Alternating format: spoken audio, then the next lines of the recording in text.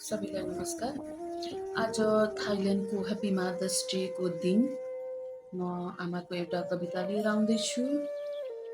आमा, जसले मलाई नै बनायो ती आमाको बारेमा म के लेख्नु। जसले मलाई नै बनायो ती आमाको बारेमा म के लेख्नु। म त भन्छु आमा नै भगवान हुन्। जसले घाम पानी दिन रात नभनी आफ्नो हर दुःख लुकाएर छोराछोरीको अभाव पूरा गर्न आफूबाट आफै हराई पूरा जीवनको मार्ग नै फेरेर हिँड्छिन्। आफ्नो हर गन्तव्यमा छोराछोरीको भलो राख्छिन्। ती देवीको बारेमा म के लेख्नु। ती देवीको बारेमा म के लेख्नु।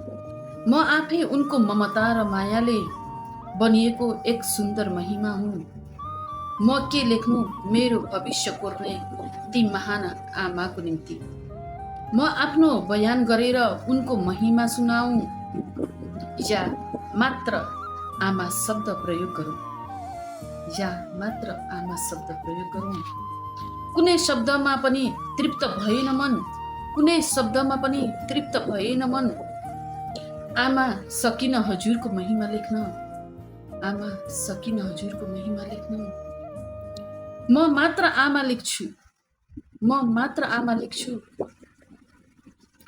मेरा कलमबाट छरिएका हर शब्द, मेरा कलमबाट छरिएका हर शब्द आमा शब्दमै समर्पित गर्छु। आमा शब्दमै समर्पित गर्छु। सबैलाई धन्यवाद।